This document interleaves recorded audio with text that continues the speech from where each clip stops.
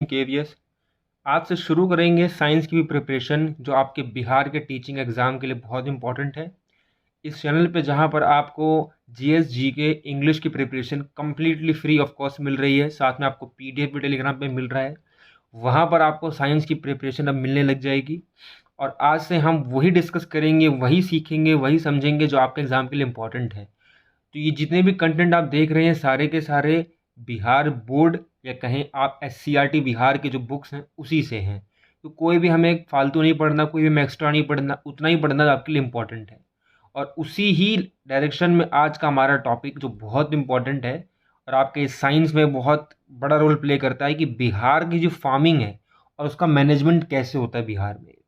तो वो कैसे करते हैं, कौन कौन सी फसलें हैं, किन किन चीज़ों का टूल का इस्तेमाल करते हैं और क्या क्या मैनेजमेंट करते हैं वहाँ पर। तो ये सभी चीज़ डिस्कस करेंगे हम। हालांकि ये चीज़ बहुत बड़ी है, इसलिए हम इसको दो पार्ट में डिवाइड करेंगे। आज जो हम सीखेंगे समझेंगे वो एक पार्ट में, और इसका एक और पार्ट रखेंगे हम जहाँ पे इसको हम फिनिश करेंगे वहाँ पर। आज जो हम डिस्कस करने वाले हैं बिहार की जो फार्मिंग है, मैनेजमेंट है, उसमें हमें बेसिक बेसिक समझना है। उसके बाद क्या क्या इंपॉर्टेंट पॉइंट्स है, हाईलाइटेड पॉइंट्स है, आपको ये भी बताऊंगा मैं, जिस पे आपको बहुत इंपॉर्टेंट जोर देना है क्योंकि वो चीज़ पूछी जाती है और रिपीट भी होती है। ठीक, शुरू करेंगे पहले कि बिहार का जो फार्मिंग जो एक साइकिल चलता है उसमें कौन कौन सी क्रॉप्स हैं जो बोई जाती है, या आपने याद कर लिया होगा अब तक। अगर आपने याद नहीं किया होगा तो आपको बता दूं कि आपका जीके का भी क्वेश्चन बनता है। ये जीके का भी क्वेश्चन क्या बनता है कि मेन क्रॉप्स इन सीजन, यानी ऋतुओं में जो फसलें होती हैं वो कौन कौन सी होती हैं। और हाँ, एक बात और आपके लिए, मैं वीडियो अभी शुरू ही हुई है बता देता हूँ कि जो कंटेंट हमारा होगा वो बाइलिंगुअल होगा। तो कोई अगर हिंदी वाला है तो ये ना सोचे कि इंग्लिश में ही है, कोई इंग्लिश वाला है तो ये ना सोचे केवल हिंदी में। दोनों ही आप लैंग्वेज में देखोगे इसमें आप, तो बाइलिंगुअल होगा ये। तो बाइलिंगुअल में आपको एक प्रॉब्लम भी नहीं होगी समझने के लिए। जिसको हिंदी में समझना है हिंदी में समझ सकता है, इंग्लिश में समझना है इंग्लिश में समझ सकता है। तो दोनों ही आपको मिलेगा यहाँ पर। अब बात करें मेन क्रॉप के बारे में, तो मेन क्रॉप्स क्या है इन सीजन ऑफ बिहार। तो अब देखें टेबल, ये जो आपको दिख रहा है जो उत्तर भारत है, उत्तर भारत वाला आपका बिहार में आएगा, दक्षिण भारत वाला आपका साउथ में आएगा। तो आप देखेंगे कि जून से सितंबर तक खरीफ फसल चलेगा, यानी कि जून से सितंबर खरीफ फसल चलेगा। और इसमें आपको चावल, कपास, बाजरा, मक्का, ज्वार, अरहर, इसे तूर भी कहते हैं, ये बोया देखने को मिलेगा। रबी में अक्टूबर से जो मार्च में चलता है, गेहूं, चना, तोरई, सरसों, जौ चलेगा। जायद में अप्रैल से जो जून चलता है, वनस्पतियां, सब्जी, फल, चारा फसलें देखने को मिलेगा। ये बहुत बार पूछा गया है कि चारा फसलें जो हैं, यानी चारा वाली फसलें या कहें फल सब्जी वाली फसलें, वो कौन से वर्षा ऋतु में बोई जाती है। तो जायद है, याद रखना, ये बहुत बार पूछा गया है ये। दूसरी चीज और कि ये कौन से महीने तक बोया जाता है, ये भी पूछा जाता है। हालांकि ये चीज इतनी बार रिपीट नहीं हुई है जितनी बार ये रिपीट हुई है कि चारा फसलें कब बोई जाती है और कौन से ऋतु में बोई जाती है। और हाँ, ये भी पूछा जाता है कि जौ और बाजरा, ये कपास कब कब बोया जाता है। यानी कहने का मतलब इन शॉर्ट की इंपॉर्टेंट पूरी टेबल ही है, आपको पूरी टेबल ध्यान देनी है। अच्छा, दक्षिण भारत वाला भी यहाँ पर आपको नजर मार के जाना है, इसमें कोई इशू नहीं है। अगर दक्षिण भारत बोल के पूछ लेता है जीके में तो भी आपको घबराना नहीं। अब बात करेंगे कि स्टेप्स ऑफ फार्मिंग, यानी कि जब फार्मिंग की जाती है तो कौन कौन से स्टेप्स होते हैं जिनको हमें याद रखना है। अच्छा, ये स्टेप्स भी पूछा जाता है, ये आपको उल्टा पुल्टा क्रम में करके दे देगा और आपको इसको एक सीक्वेंस में अरेंज करना होता है। ये भी क्वेश्चन बहुत बार पूछा गया है और ये पूछा जाता है, तो आपको स्टेप्स भी ध्यान में रखना है। जैसे पहला स्टेप हमारा क्या है, प्रिपरेशन ऑफ सॉइल, कि सबसे पहले मिट्टी को तैयार करते हैं। यानी कि कोई भी बीज बोने से पहले भी, खेती करने से पहले हमें सबसे पहले क्या करना होता है, मिट्टी को तैयार करना होता है। तो preparation of soil is the first step of farming, ये ध्यान रखना आप। दूसरी चीज है सिलेक्शन ऑफ सीड्स, यानी कि बीजों का चयन करना। अब कौन सा बीज बोएंगे, कौन सा बीज नहीं बोएंगे, कौन सा बीज पहले बोया था, कौन सा बीज अब बोना उपयुक्त होगा, और कौन सा बीज बोने में हमें फायदा है, कौन सा फायदा नहीं है। फायदा इन द सेंस ऋतु के हिसाब से कौन सा बोना चाहिए कौन सा नहीं। तो ऐसे बहुत से कारण हैं जहां पर सिलेक्शन ऑफ सीड भी इंपॉर्टेंट स्टेप आपका है। तीसरी चीज हमारी आती है सोइंग, यानी कि बोना। अब आपने सिलेक्शन तो कर लिया सीड का, अब उसको बोना कैसे, बोने के भी अलग अलग तरीके होते हैं, मेथड्स होते हैं, टूल होते हैं, टेक्निक होती है, तो वो भी हम डिस्कस करेंगे, समझेंगे कि बुआई कैसे होती है और बुआई में क्या क्या चीज़ का ध्यान रखना होता है। और बुआई में ही आपका जो है खाद यानी मैन्योर्स आता है और फर्टिलाइजर्स आता है, तो ये भी चीज़ आपका बोने में ही आती है। अगली चीज़ हमारी क्या, इरिगेशन, सिंचाई। अब सिंचाई कैसे होती है, अब सिंचाई में कौन सी विधियाँ होती हैं, सिंचाई में कौन से तरीके होते हैं, किस सब्जी के लिए या कहें किस फसल के लिए किस प्रकार की सिंचाई आवश्यक होती है, ये भी इंपॉर्टेंट है, तो ये भी डिस्कस करेंगे हम। अगली चीज़ है वीडिंग। अच्छा, वीडिंग निराई जिसे निकौनी, निराई या निकौनी हिंदी में कहते हैं और इंग्लिश में कहते हैं वीडिंग। वीड आपने सुना होगा, वीड मतलब ऐसी घास फूस या ऐसे अनवांटेड जो प्लांट्स होते हैं जो उग जाते हैं इधर उधर। अब उनको निकालने के लिए क्या करना होता है और उनको कब निकालना जाना चाहिए, उनको कब नहीं निकालना जाना चाहिए और कब उनको ध्यान रखना चाहिए और निराई के लिए क्या क्या करते हैं क्या नहीं करते, ये तमाम बातें भी इसमें डिस्कस करेंगे हम। और अगला हमारा क्या है, छठा, हार्वेस्टिंग, फसल की कटाई। अब फसल की जब कटाई होती है तो हमारे अलग अलग प्रकार के त्यौहार भी मनाए जाते हैं, कौन से त्यौहार किस फसल के लिए मनाए जाते हैं ये भी पूछा जाता है, तो वो भी हम डिस्कस करेंगे इसमें। और एंड में होता है स्टोरेज। अब स्टोरेज कैसे करते हैं, कहाँ करते हैं, किस लेवल में करते हैं, स्टोरेज को क्या नाम देते हैं और कौन सा स्टोरेज का किस कारखाने में होता है, ये भी हम डिस्कस करेंगे। तो ये हमारा पूरा स्टेप ऑफ फार्मिंग है जो 2 पार्ट में डिवाइड है। तो आज हम डिस्कस करेंगे वो बुआई तक डिस्कस करेंगे, इंपॉर्टेंट पॉइंट्स भी इसमें डिस्कस करेंगे और आपका बहुत इंपॉर्टेंट जो वर्मी कंपोस्ट यानी कि केंचुए के द्वारा जो खाद बनती है वो भी इस वीडियो में डिस्कस कर लेंगे ताकि आपको प्रॉब्लम ना हो।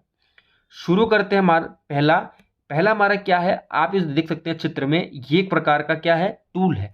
टूल किसके लिए है, प्रिपरेशन ऑफ सॉइल के लिए।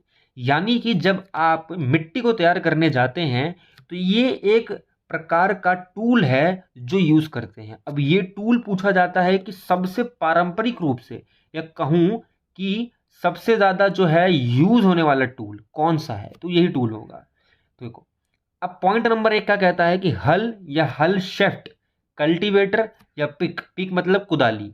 तो यानी कि हल, हल शेफ्ट, कल्टीवेटर, कुदाली जैसे उपकरण इस चरण में प्रयोग किए जाते हैं। और अगर आपसे पूछा जाए कि सबसे पुराना या ट्रेडिशनल जो आपका टूल है प्रिपरेशन ऑफ सॉइल के लिए कौन सा है, तो आप बिल्कुल टिक मार देना हल पे। यानी कि जब भी मिट्टी को तैयार करने के लिए उपकरण की बात हो तो सबसे परंपरागत पुराना हल ही है हमारा टूल, ध्यान रखना इस चीज को। अगला पॉइंट क्या कहता है, it involves altering soil to make it hollow, मिट्टी को उलट पलट के पोला करना इसमें सम्मिलित है। यानी कि प्रिपरेशन ऑफ सॉइल में क्या करना होता है, बेसिकली मिट्टी को उलटना पलटना होता है ताकि मिट्टी क्या हो जाए, मिट्टी ऑल्टर हो जाए। ऑल्टर मतलब हॉलो हो जाए, हॉलो मतलब उसमें एक तरीके के पोलापन आ जाए, पोलापन मतलब हल्का ऐसे छेद आ जाए। अब छेद आएगा उससे क्या होगा, उससे जो भी खाद, जो भी नमी होगी, ह्यूमस होगा, जो भी हवा पानी सब कुछ गहराई तक जा पाएगा और जड़ें भी जो है गहराई तक जा पाएंगी और गहराई तक गई जड़ों को पानी, न्यूट्रिशंस मिल पाएगा। इसलिए ये किया जाता है प्रिपरेशन ऑफ सॉइल और ये बहुत इंपॉर्टेंट स्टेप होता है किसी भी फसल को बोने से पहले। अगला है ploughing allows roots to go deep and encourage the growth of small friendly insects. अब यहाँ पर क्या कह रहा है, यहाँ पर कह रहा है कि भाई जो प्लगिंग है, प्लगिंग मतलब जो हम मिट्टी की प्रिपरेशन कर रहे हैं, जो खेत को ट्रैक्टर से जोता जाता है या हल से जोता जाता है, कल्टीवेटर से जोता जा रहा है, कुदाली से भी, जिसके पास ट्रैक्टर हल नहीं होता वो कुदाली से करता है जिसमें बहुत टाइम लगता है। कुदाली मतलब देखा होगा ना, फावड़े जैसा होता है जो, तो उससे क्या होता है बेसिकली, रूट जो है यानी कि जो जड़ें हैं पौधे की वो डीप जाती हैं, डीप जाएगी, इनकरेज होगी ग्रोथ उसकी। तो उससे क्या होगा, उससे फायदा होगा जो हमारे स्मॉल फ्रेंडली इंसेक्ट्स हैं, जो स्मॉल फ्रेंडली इंसेक्ट्स हैं केचुए होते हैं और ऐसे हमारे छोटे छोटे पौधों को जो कीड़ा नहीं लगने देते हैं वो वाले इंसेक्ट्स भी वो इनकरेज होंगे। जो फ्रेंडली है यानी फार्मर के जो दोस्त हैं वो भी इनकरेज होंगे इस पूरे प्रिपरेशन ऑफ सॉइल के अंदर। और अगर आप ये नहीं करेंगे तो आपकी जो सॉइल है वो खराब हो जाएगी और अभी शुरुआती अगर खराब होगी तो आपका जो फार्मिंग है वो भी बेकार हो जाएगा। ठीक, अब बात करते हैं अगला, बिहार का जो बीज सिलेक्शन है, यानी कि जब बीज सिलेक्शन करा जाता है फसल उत्पादन में तो उसमें क्या क्या ध्यान रखना होता है, कैसे करते हैं बेसिकली। मान लो आपको सिलेक्शन ऑफ बीज करना है, तो अगर क्वेश्चन पूछा जाए कि भाई कैसे सिलेक्शन करोगे कि कौन सा बीज उपयुक्त है कौन सा बीज उपयुक्त नहीं है। तो बहुत बेहतरीन टेक्निक है जो यूज़ होती है, जिसका नाम है सेडिमेंटेशन एंड डीकंटेमिनेशन। अब डीकंटेमिनेशन क्या है? यानी कि अवसादन या शुद्धिकरण। इसको आपने देखा होगा, नाम बेशक आपको याद ना हो।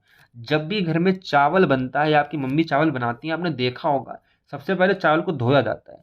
चावल को जब धोया जाता है तो उसमें क्या होता है, जो डस्ट होते हैं वो dust dust in the sense जो मिट्टी होती है, मिट्टी ऊपर आ जाती है। जो कंकड़ भारी होते हैं, यानी कि जो चावल वजनदार है, जो खोखले नहीं है, बेसिकली कहने का मतलब क्या है कि जो चावल खोखले नहीं है, जो मजबूत है, एकदम जो कहीं उपयुक्त है, स्वस्थ चावल है, वो नीचे बैठ बैठ जाते हैं क्योंकि वो वजनदार होते हैं। जो खोखले होते हैं, सड़े होते हैं, वो ऊपर तैरने लग जाते हैं। इसको कहते हैं सेडिमेंटेशन। क्या कहते हैं इसको? सेडिमेंटेशन यानी अवसादन। उसके बाद इसको धीरे धीरे टेढ़ा करके पानी इसका रिसाया जाता है, गिराया जाता है। इसको कहते हैं डीकंटेमिनेशन। और ये डीकंटेमिनेशन को ही हम यूज करते हैं सिलेक्शन ऑफ बीज के लिए। मान लो मुझे राजमा बोना है, मैंने एक मुट्ठी राजमा गिलास में डाला, अब मैंने उसको पानी डाला उसमें, तो जो राजमा खोखला होगा, हल्का होगा, वो ऊपर तैरेगा। और मैं उसको जब टेढ़ा करके जैसे गिलास में पानी गिरा रहा हूँ, ऐसे गिराऊंगा जब मैं, तो जो खोखले मेरे राजमे होंगे जो मैंने इस गिलास में डाले हैं, वो अपने आप तैरते तैरते इस गिलास में आ जाएंगे, जिसको मैं कहता हूँ डीकंटेशन। अब डीकंटेमिनेशन जो है ये, और सेडिमेंटेशन है ये दोनों ही टेक्निक यूज होती है to select the appropriate seeds for farming. तो ये ध्यान रखना, ये टेक्निक यूज होती है। ठीक। अब बात करते हैं हम आगे कि जब हम ये सिलेक्शन ऑफ सीड कर लेते हैं और बुआई की बात करते हैं कि बीज बोने में क्या टेक्निक यूज करते हैं। अब तो बहुत अलग अलग टेक्निक आ गई है, बट पुराने समय में क्या यूज होता था? हल हल यूज होता था। उसके लिए उसके कुछ समय बाद बैल का भी प्रयोग करने लग गए, है ना, गाय बैल। उसके बाद ट्रैक्टर आ गया, उसके बाद ट्रैक्टर में पीछे आप देखेंगे अलग प्रकार के शेफ्ट्स आने लग गए। ठीक है, तो ये सारी चीजें होती हैं हमारी। तो अब बुआई में हम क्या करते हैं देखते हैं। Transplanting and broadcasting are the two major techniques of sowing. ये आपके किताब में दिया गया है कि बहुत बेहतरीन तरीके से कि भाई दो टेक्निक बुआई के लिए बहुत इंपॉर्टेंट है, जिसको कहते हैं रोपण और प्रसारण। रोपण मतलब क्या होता है? जब आप एक पौधा एक जगह लगा लेते हो और उसके बाद वहां से उखाड़ के उसको खेत में लगाते हो, यानी कि रोपण करते हो, रोपते हो। रोपना मतलब रोपण, यानी कि जब रोपाई करते हो, यानी कि उसका एक्चुअल में खेत में ना लगा के कहीं ऐसी जगह लगा के उसको देख रेख करके ध्यान रख के, और जब वो थोड़ा बड़ा पौधा हो जाता है तब उसको आप क्या करते हो, उसको खेत में लगाते हो। ये आपने धान की खेती में देखा होगा, इसको पैडी कहते हैं, पैडी की खेती में देखा होगा। प्रसारण मतलब क्या होता है? जहां पर आपको ब्रॉडकास्टिंग करनी है, जहां पर आपको कोई ध्यान रखने की जरूरत नहीं, ऐसे आपने टोकरी लिया जैसे इंसान ने ले रखी है भाई साहब ने, और आपने ऐसे ही जिसको बिखेरना शुरू कर दिया, स्कैटर करना शुरू कर दिया। आप इसको ब्रॉडकास्ट कर रहे हैं, कहीं भी इसको फेंक रहे हैं, इसको कहते हैं ब्रॉडकास्टिंग। ठीक है, ध्यान रखना है, two major technique of sowing है। Broadcasting technique is use to sow wheat, lentil, oat, यानी कि गेहूं, जौ, मसूर को बोने के लिए कौन सी टेक्निक यूज होगी? ब्रॉडकास्टिंग टेक्निक, ऐसे सीधे बिखेर देने वाली। ठीक है, इसमें कोई भी ट्रांसप्लांटिंग यूज नहीं होता। Usually transplanting method is use for sowing flower and vegetable, यानी कि आमतौर पे जो पौधे हैं, कौन से? फूल के और कौन से? वेजिटेबल, सब्जियों के, इसको रोपण के द्वारा ही किया जाता है। आप देखेंगे कि बहुत कमी होगा कि बीज बोया जाता है। यूजली लिखा है इसमें, यूजली मतलब आमतौर पे। फूलों और फलों की खेती किस टेक्निक से करते हैं, ये अगर क्वेश्चन आया तो कर देना ट्रांसप्लांटिंग, यानी कि कौन सी टेक्निक हमारी? रोपण विधि है। ठीक, ध्यान रखना। सीड्स ऑफ पैडी, अब बात आ गई धान की खेती के लिए। ये क्वेश्चन बहुत बार पूछा गया है, ना केवल आपके एग्जाम में पूछा जाना है और एग्जाम में पूछा गया, बल्कि ये कि ट्रांसप्लांटिंग मेथड यूज होता है या फिर ब्रॉडकास्टिंग यूज होता है या फिर कोई दूसरा मेथड यूज होता है। तो सीड के लिए कौन से सीड? पैडी की सीड के लिए, धान की खेती के लिए हमेशा रोपण विधि का प्रयोग किया जाता है, ध्यान रखना ये। ठीक। अगला है after sowing paddy seeds the small grown plant are called मोरी, यानी कि जब हम एक खेत में क्या कर देते हैं, धान की खेती बो देते हैं, और जब थोड़े थोड़े उसके जो हैं हल्की हरी हरी घास से निकल आती है, और उसके बाद उसको खाड़ के जब दूसरे खेत में लगाना होता है, तो वो जो ग्रोथ होती है उस समय की, उसको हम मोरी कहते हैं। उस पौधे को मोरी कहते हैं। किसके? पेडी सीड्स के उस स्मॉल ग्रोन प्लांट को हम मोरी कहते हैं, ये ध्यान रखना। अगला क्या है हमारा? मेथड्स ऑफ सोइंग, यानी बुआई की हमारी कुछ विधियां हैं, वो क्या है डिस्कस करते हैं, हम समझते हैं इसको। मेथड्स ऑफ सोइंग, पहला हमारा क्या है? पहला हमारा ब्रॉडकास्टिंग, प्रसारण, आप जानते ही हैं। ऐसे सीधे जाके आप इसको बिखेर देते हैं खेतों में। दूसरा हमारा क्या है, दूसरा हमारा डिबलिंग है। डिबलिंग मतलब क्या होता है, जब हम एक क्यारी बना के उसमें एक एक करके समान दूरी पे, यानी कि जैसे आप जानते हैं कि इसकी जड़ें लंबी फैलेगी इस पौधे की, या ये दूसरे में ना मिल जाए, इसको बराबर पोषण मिले, पानी मिले, इसलिए जब समान दूरी पे आपको जब कोई पौधा बोना होता है, उसकी नीड ही ऐसी होती है फसल की, तब आप डिबलिंग का यूज़ करते हैं। यानी कि आपने ऐसा गड्ढा बनाया और गड्ढा बनाने के बाद उसको समान दूरी पे ऐसा रखा। बेसिकली डिबलिंग को आप देखोगे, ये डिबलिंग का यूज़ यूजुअली गन्ना बोने के लिए भी किया जाता है, समान दूरी पे इसको रख के किया जाता है। Even I have also tried this. ठीक है, तो डिबलिंग क्या है, डिबलिंग एक ऐसा टेक्निक है जिसको समान दूरी पे बोने के लिए यूज़ किया जाता है। अगला हमारा क्या, ड्रिलिंग। ड्रिलिंग मतलब जब ऐसे फसल बोनी होती है, ऐसे बीज जो हमारे चिड़िया हैं, कोई हमारा पंछी है, वो खा ना ले उसको खेतों में आके, तो इसलिए हमको डीप ड्रिल करना पड़ता है और ड्रिल करके उसके अंदर उसको डालना पड़ता है। यानी ज़मीन के कुछ मतलब 1 फीट अंदर डालना है या कहीं आधा फीट अंदर डालना है, तब ड्रिलिंग का यूज़ करते हैं हम। ये बेसिकली ट्रैक्टर से भी इसका प्रयोग करते हैं। और लास्ट हमारा क्या है, ट्रांसप्लांटिंग, रोपण, जो आपने देख ही लिया होगा। और इसी तरह से धान की खेती होती है, आपने देखा होगा इसी तरह धान के पौधे लगाए जाते हैं। अब ध्यान रखना, ट्रांसप्लांटिंग में भी paddy vegetable flower are the method for this transplanting, ये आप याद रखना नोट। अब जो बात करेंगे हम मैन्योर्स एंड फर्टिलाइजर्स की, यानी खाद और उर्वरक। अब हमने क्या देखा है कि अब तक कि हमने प्रिपरेशन ऑफ सॉइल किया, प्रिपरेशन ऑफ सॉइल करने के बाद हमने क्या किया, सिलेक्शन ऑफ सीड किया, सिलेक्शन ऑफ सीड के बाद बुआई किया। अब बीज बोने के बाद हमें ये भी समझना है कि हम मैन्योर यानी खाद का प्रयोग करना है या उर्वरक का करना है, फर्टिलाइजर का करना है, किस मात्रा में करना है, क्या क्या चीज़ ध्यान देनी है, क्या क्या चीज़ ध्यान नहीं देनी है। यानी कि बहुत सी चीज़ें हैं जो हमें have to keep in mind है। अब मैन्योर्स एंड फर्टिलाइजर के बारे में भी आपको सीखना समझना है कि क्या है पहले मैन्योर्स खाद और क्या है फर्टिलाइजर उर्वरक। देखोगे सबसे पहले कि it is a mixture of कार्बनिक सब्सटेंस। कार्बनिक क्या है, यानी कि जो कार्बनिक पदार्थ होते हैं, यानी कार्बनिक मतलब हमारे जो नेचर देखेंगे ऑलमोस्ट कार्बन का है, ऑलमोस्ट कार्बन का है। तो कार्बनिक पदार्थ यानी कि प्राकृतिक है वो।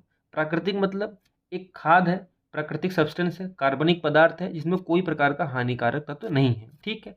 पर फर्टिलाइजर क्या है, सम केमिकल्स जो कि मैन्योर से अलग हैं, कुछ ऐसे केमिकल हैं हमारे जो कि फर्टिलाइजर का काम करते हैं। इसको समझने के लिए बहुत सिंपल देखो, आप अगर दाल चावल खाना खाते हो तो आपको उससे प्रोटीन मिल रहा है, किसी से कार्बोहाइड्रेट मिल रहा है, कार्ब्स मिल रहा है, किसी से आपको मिनरल्स मिल रहा है, किसी को कुछ मिल रहा है। तो आप बेसिकली खाना खा इसलिए नहीं रहे कि आपको प्रोटीन और ये चाहिए, यानी कि आप डायरेक्टली नहीं ले रहे सब, इनडायरेक्टली आपको खाने के थ्रू ये सब मिल रहा है, तो वो खाद है। बट जब आप टैबलेट्स लेना शुरू कर दे, प्रोटीन की अलग टैबलेट है, कैल्शियम की अलग टैबलेट है ना, तो वो वाला काम होता है फर्टिलाइजर का। यानी कि एग्जैक्टली वही चीज़ डालना, वही न्यूट्रिएंट्स डालना जो खेत में चाहिए। इसीलिए बोलते हैं कि आपको फर्टिलाइजर में कितनी मात्रा आपके खेत में चाहिए या होनी चाहिए, इसके लिए बहुत आपको सजग होना चाहिए और आपको मालूम होना चाहिए। इसलिए मिट्टी का जांच आपको किसी भी केंद्र पर जाकर कराना चाहिए। ठीक है। केमिकल होते एक तरीके के उर्वरक जो कि रसायन का काम करते हैं और आपके जो है पैदावार को बढ़ाते हैं खेतों में, तो ये बात ध्यान रखना। अगला हमारा क्या है कि remains of plants and animals use to make compost. Compost मतलब क्या है, कंपोस्ट भी एक तरीके की खाद है। खाद एक तरीके का मैन्योर है, एक तरीके का मैन्योर मतलब कंपोस्ट एक खाद है जो कि रिमेन्स ऑफ प्लांट्स और एनिमल से बनता है। ये बात ध्यान रखना। ठीक है। अब अगला हमारा क्या, fertilisers like urea, ammonium sulphate, super sulphate, potassium sulphate, ये सारे जो होते हैं हमारे, ये सभी के सभी हमारे क्या काम करते हैं, ये काम करते हैं हमारे फर्टिलाइजर का। जैसे मान लो आपके खेत में यूरिया की कमी है, आपने यूरिया ही बिखेर दिया। अब यूरिया ज़्यादा हो गया तो फसल नुकसान में चली जाएगी या कोई प्रॉब्लम हो जाएगी, तो कुछ ना कुछ जाएगा। पोटैश की कमी, पोटैश डाल दिया आपने, यानी कि इसलिए नॉलेज भी होना ज़रूरी होता है। इसलिए कहते हैं किसान को कि उसकी खेती में जब वो खेती कर रहा है तो वो मिट्टी की भी जाँच कराए, तो मालूम चले कि उसके एग्जैक्टली कितने न्यूट्रिएंट्स की ज़रूरत है उसके खेत में, कितने उसके फर्टिलाइजर की ज़रूरत है और कितनी मात्रा में, तो इसलिए बोला जाता था। Manures can be made at home और फील्ड पे। अब घर पे बना सकते हैं मैन्योर्स को या फिर फील्ड पे। आपने देखा होगा एक के ऊपर एक के ऊपर एक कूड़े का ढेर, फिर उसके ऊपर मिट्टी पत्ती ऐसे रख रख के आप कंपोस्ट घर पे बना सकते हो। यानी कि खाद बनाना ईजी है, तो खाद को आप बना सकते हो। गाय का गोबर भी इसमें मिक्स करा जाता है बनाने के लिए। ठीक है। बट फैक्ट्री से बनता है हमारा फर्टिलाइजर। फर्टिलाइजर यानी कि जो हमारा उर्वरक है ये फैक्ट्री में बनता है, ये घर पे नहीं बना सकते आप क्योंकि केमिकल होता है ये। Manures is a natural substance obtain from the decomposition of natural reduce, यानी कि जो विघटन है हमारा, प्राकृतिक अवशेष जो होते हैं हमारे, प्राकृतिक पदार्थ होते हैं हमारे, उससे जो डिकम्पोज होता है नेचुरल रिड्यूस, यानी कि जो सब्सटेंस होते हैं हमारे, उससे बनता है बेसिकली खाद हमारा।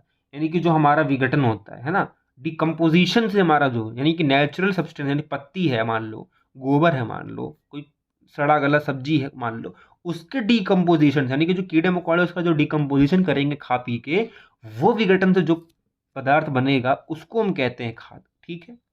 Soil does not get humus from fertiliser, ये एक सबसे बड़ा ड्रॉबैक है उर्वरक का कि ह्यूमस जो होता है वो आपको फर्टिलाइजर से नहीं मिलता। ध्यान रखना, फर्टिलाइजर से ह्यूमस नहीं मिलता, से नोट कर लेना अच्छे से। अगली बात, manures contains less amount of plant nutrients, यानी कि अब बात करें न्यूट्रिएंट्स ज्यादा किस में होता है, मैन्योर्स में होता है, फर्टिलाइजर में होता है। जाहिर सी बात है कि फर्टिलाइजर का यूज ही न्यूट्रिएंट्स के लिए होता है, उसका ऑब्जेक्टिव ही यही है, तो जाहिर सी बात है खाद में कम होगा और न्यूट्रिएंट्स जो है फर्टिलाइजर में ज्यादा होगा। तो जाहिर सी बात है fertiliser is rich in plant nutritions like nitrogen, phosphorus, potassium. ध्यान रखना ये चीज। अब बात करेंगे हम वर्मी कंपोस्ट के बारे में। वर्मी कंपोस्ट क्या है? वर्मी कंपोस्ट यानी कि जो केचुए से खाद बनाई जाती है उसके बारे में। इसको फटाफट करेंगे, वीडियो लंबी ना हो, बट आपको जो जो इंपॉर्टेंट पॉइंट है वो आपको अपने नोट ऑन करते रहना है, नोट्स बनाते रहना है और आपको समझते भी रहना है। Vermicompost is a natural and biological process in which all organic waste are converted into manure, and this process is carried out in the presence of earthworms. बहुत सिंपल समझे, इसको पढ़ने की जरूरत नहीं है इतनी, कि नेचुरल एंड बायोलॉजिकल प्रोसेस है वर्मी कंपोस्ट। वर्मी कंपोस्ट का मतलब ये केचुए से बनी खाद। इसमें मुख्य जो किरदार होता है केचुए का होता है। और कौन सा केचुआ? लाल वाला केचुआ, आप देख रहे होंगे स्क्रीन पे भी। तो वर्मी कंपोस्ट केचुए से बनता है जो कि प्राकृतिक है और ये खाद का एक प्रकार है। कौन सी खाद है ये? वर्मी कंपोस्ट खाद है। किसकी कंपोस्ट? यानी कि केचुए की कंपोस्ट, यानी केचुआ जो बनाता है बेसिकली इसमें। तो मेन रोल कौन प्ले करता है? वर्म करता है। वर्म कौन? केचुआ। ध्यान रखना, ये बायोलॉजिकल प्रोसेस है, ये नेचुरल और बायोलॉजिकल प्रोसेस, इसमें कोई केमिकल का यूज नहीं होता। वर्मी कंपोस्ट जो है हाईली डीकम्पोज्ड ऑर्गेनिक मैटर से बनता है, यानी कि बहुत बेहतरीन तरीके से डीकम्पोज होता है और हाईली लेवल पे और ऑर्गेनिक तरीके से, और ऑर्गेनिक मैटर भी होता है इसमें, जिसमें मिनरल्स होते हैं। कौन कौन से? नाइट्रोजन है, फॉस्फोरस है, पोटेशियम है, जो खाद में नहीं है, जो खाद में नहीं था बट इस वर्मी कंपोस्ट में है। वर्मी कंपोस्ट में है। वर्मी कंपोस्ट में क्यों है? क्योंकि ये केचुआ बना रहा है इसका। अब केचुआ बना रहा है तो हाईली डीकम्पोज्ड है। हाईली डीकम्पोज, इसलिए नाइट्रोजन, फॉस्फोरस और पोटेशियम है, जो फर्टिलाइजर में था बट खाद में नहीं था उस समय। ठीक है। और कौन सी खाद? कंपोस्ट वाली खाद में। अब देखेंगे अगला क्या है। अगला है क्लोरोफाइरोस्फेट, जो है केमिकल है। ठीक है। अब प्रोनाउंसिएशन में थोड़ा मिस्टेक होगा क्योंकि ये वर्ड ही कुछ ऐसा है कि क्लोरोपाइरियोस्फेट, जो क्लोरोपाइरियोस्फेट है एक प्रकार का रसायन है। इसको यूज किया जाता है, एक केमिकल है क्लोरोफाइरोस्फेट, जो यूज करते हैं वर्मी बेड, यानी कि जो आप वर्मी कंपोस्ट बनाते हो ना, उस जो वर्मी कंपोस्ट बनाने की जगह है, जो बेड है, जो जिस जगह बना रहे हो, जिस जगह पे, उसको चींटियों से दूर रखने के लिए आप ये क्लोरोफाइरोस्फेट का यूज करते हो, एक प्रकार का केमिकल। ये पूछा जाता है कि कौन सा केमिकल वर्मी कंपोस्ट के जो बेड होते हैं उससे एंड्स को दूर रखने के लिए यूज करा जाता है, कौन सा केमिकल? तो क्लोरोफाइरोस्फेट, आप याद रखना। ठीक। Commonly use earthworm species for the vermicompost process is Eisenia fetida and Perionyx excavatus. अब ये जो दो नाम है ये भी बड़े अजीब से हैं, कि आइसेनिया फटीडा एंड प्रियोनिक्स एक्सकाविटिस। अब ये एक्सकाविटिस है और एसीनिया जो है, ये दोनों के दोनों बहुत मुख्य प्रजाति हैं जो वर्मी कंपोस्ट के लिए प्रयोग किए जाते हैं, यूज किए जाते हैं। किस लिए? वर्मी कंपोस्टिंग के लिए। Vermi compost is use as a bio fertiliser. अब फर्टिलाइजर पढ़ा था हमने, उर्वरक है, बट ये बायो वाला है। बायो मतलब क्या है? नेचुरल है। बायो मतलब नेचुरल है। तो बायो फर्टिलाइजर क्या है? अगर पूछा जाए कि बायो फर्टिलाइजर इनमें से कौन सा है, तो वर्मी कंपोस्टिंग करके आना बिल्कुल सही होगा, क्योंकि रिच है कैल्शियम में, नाइट्रोजन में और फॉस्फोरस में। बिल्कुल रिच है, ये जैव उर्वरक है, बहुत ही अच्छा है, और कैल्शियम, नाइट्रोजन, फॉस्फोरस सब इसमें भरपूर मात्रा में होता है। ठीक है। अगला पॉइंट डिस्कस करेंगे फटाफट, कि the moisture level required for vermi composting should be 80 से 70%, यानी कि 70 to 80% जो है क्या होना चाहिए, नमी का स्तर होना चाहिए जब भी आपको वर्मिंग कंपोस्टिंग बनानी है या रखना है, उसको खाद बना रहे हो तो ध्यान रखना कितना प्रतिशत चाहिए, 70 से 80%। अगला है क्या, mixing temperature, maximum temperature should be कितना, 30 से 35 सेल्सियस, 30 से 35 डिग्री सेल्सियस होना चाहिए मैक्सिमम, इससे ऊपर नहीं होना चाहिए, इसके बीच में होगा चलेगा। तो वर्मी कंपोस्टिंग के लिए कौन सा टेम्परेचर चाहिए भाई, 30 से 35। Important notes about worming composting क्या है कि द वुडन बिन, सबसे बेस्ट लकड़ी का, यानी कि जो बेड बना रहे हो आप, बेड मतलब जो बिस्तर बना रहे हो आप वर्मिंग कंपोस्टिंग का, वो सबसे बेस्ट बिन डब्बा कौन सा यूज कर सकते हो आप, वुडन का, लकड़ी का, ये ध्यान रखना, पूछा जाता है। Worms population double in 90 days, यानी कि वॉर्म्स की जो पॉपुलेशन होती है 90 दिन में दुगनी हो जाती है, ये भी एक तरीके का फैक्ट है। Red worms are the best for vermi composting, और ये लाल जो कीड़े होते हैं, कीड़े कौन से, केचुए जो होते हैं, सर्वोत्तम होते हैं वर्मिंग कंपोस्टिंग के लिए, ये बात ध्यान रखना। तो आज हमने जो पार्ट 1 डिस्कस किया, अब हम पार्ट 2 में डिस्कस करेंगे बाकी बची हुई चीज़। वीडियो थोड़ी लंबी ना हो जाए इसलिए हम इसको पार्ट 1 और पार्ट 2 में कर रहे हैं। आई होप आपको समझ में आया हो, मज़ा भी आया हो। मिलेंगे नेक्स्ट वीडियो में।